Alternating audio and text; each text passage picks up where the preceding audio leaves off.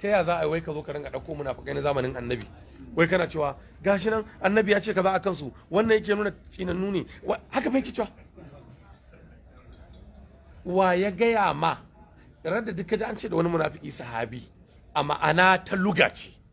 amma a ma'anar istilahi munafiki ba sahabi bane to sai ya rinka ɗauko waɗanda ake iya kiransu da sahabbai a ma'anar larabci ko wani abu yana da ma'anar lugha da istilahi sai ɗauko abin da ake kira sahabi mai wanda ya abokanci mu'amala da kai mahaifinka ma in kuka matsa juna kai sahabinsa ne shi sahabinka ne an gane me yasa ake cewa da mata sahiba ta matsayi ka tana kwana tare da kai kai sahabinta ne ita sahabiyar ka ce an gane wannan ma'ana ta luga kenan amma a ma'ana ta istilahin shari'a in an ce sahabi waɗanda duk suke munafikai to kalmar sahabi ba ta hawa kansu kamar irin su haisu al-mukhannas wani dan daudu ne mai shiga ta mata mai shiga gidan sahabbai yana fitowa waje yana gaya wa mata siffar jikin waɗannan mata yana gaya wa maza siffar jikin waɗannan mateku annabi ya tir da shi yasa aka kore shi daga garin madina wannan ba sunan sahabi ba sai dai a ma'ana ta luga me sahabi ya san annabi ya zauna da shi ko da waɗansu 'yan kwanaki ne a iya wannan ma'anar to amma maganar shari'a ake ba sahabi sunansa ba to 'yan uwa abin da ya ja ɗan tamure ga wannan rashin sanin menene abin da ake cima alƙawa'idul fiqhiyya ganinta abin da ya kai ɗan tamure ga wannan halaka abu biyu ne Allah ya tsare mu da su abu na ɗaya jahilci abu na biyu alhawa son zuciya wanda duk Allah ya jarraba da waɗannan biyun ko ɗayan biyun ko Allah ya bada ilimi ya bada hankali in Allah ya jarrabe ka da alhawa son zuciya to ka shiga uku Allah ya kiyashe mu wa afatul aqli hawa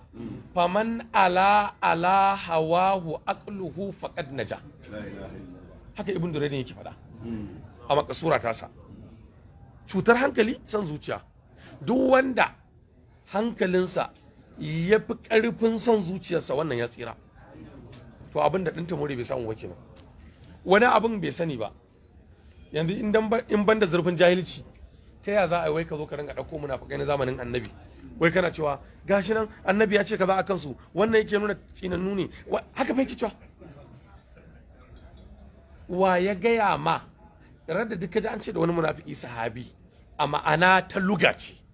amma a ma'anar istilahi munafiki ba sahabi bane to sai ya rinka ɗauko waɗanda ake iya kiransu da sahabbai a ma'anar larabci ko wani abu yana da ma'anar lugha da istilahi sai ɗauko abin da ake kira sahabi mai wanda ya abokanci mu'amala da kai mahaifinka ma in kuka matsa juna kai sahabinsa ne shi sahabinka ne an gane me yasa ake cewa da mata sahiba ta matsayi ka tana kwana tare da kai kai sahabinta ne ita sahabiyar ka ce an gane wannan ma'ana ta luga kenan amma a ma'ana ta istilahin shari'a in an ce sahabi waɗanda duk suke munafikai to kalmar sahabi ba ta hawa kansu kamar irin su haisu al-mukhannas wani dan daudu ne mai shiga ta mata mai shiga gidan sahabbai yana fitowa waje yana gaya wa mata siffar jikin waɗannan mata yana gaya wa maza siffar jikin waɗannan mateku annabi ya tir da shi yasa aka kore shi daga garin madina wannan ba sunan sahabi ba sai dai a ma'ana ta luga me sahabi ya san annabi ya zauna da shi ko da waɗansu 'yan kwanaki ne a iya wannan ma'anar to amma maganar shari'a ake ba sahabi sunansa ba to 'yan uwa abin da ya ja ɗan tamure ga wannan rashin sanin menene abin da ake cima alƙawa'idul fiqhiyya da ya san wani fanni wanda fanni ne daban ba fiqhu bane ba usulul fiqh bane da ake cima alƙawaidul fiqhiyya da ɗan tamure bai kira munafikan zamanin ma'aiki da sunan sahabbai ba ai Allah ce wa min man hawalakum min al-arabi munafiquna kawai sai ka ce sahabbai gashi nan Allah ya faɗa ƙarar sahabbai haka fa ya dinga zayyanawa yana ɗora mutane akai annabinsu da haka wannan nau'i ne na nau'in jahilcinsa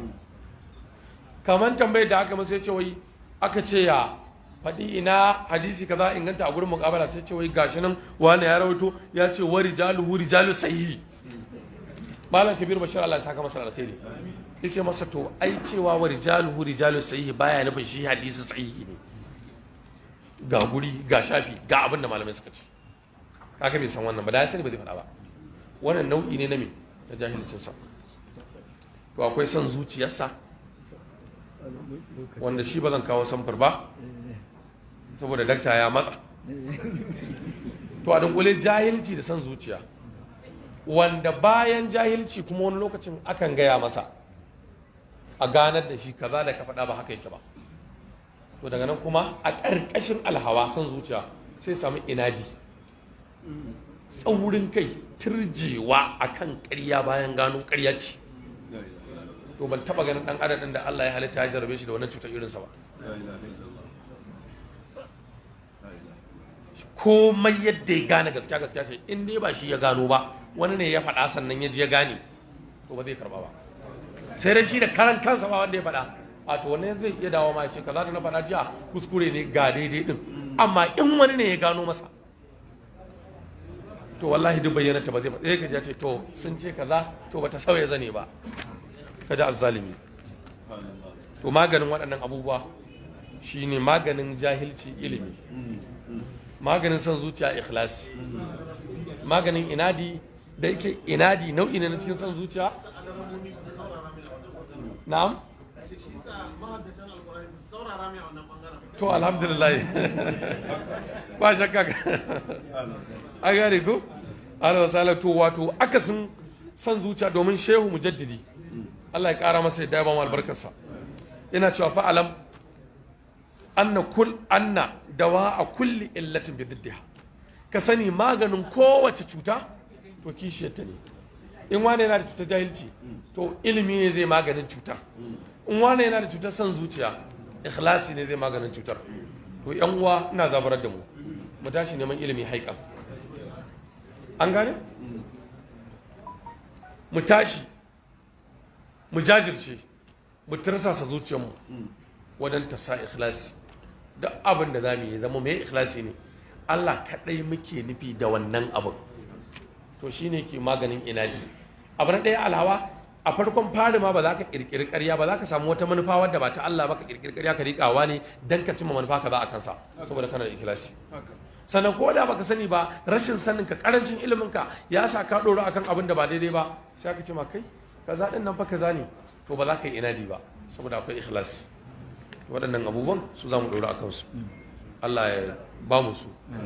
Allah ya kiyashe mu da kishiyarsu albarkacin shugaba alaihi salatu wassalam subhanakallahumma wa bihamdika ashhadu an la ilaha illa anta astaghfiruka wa atubu ilayka assalamu alaikum wa rahmatullahi wa barakatuh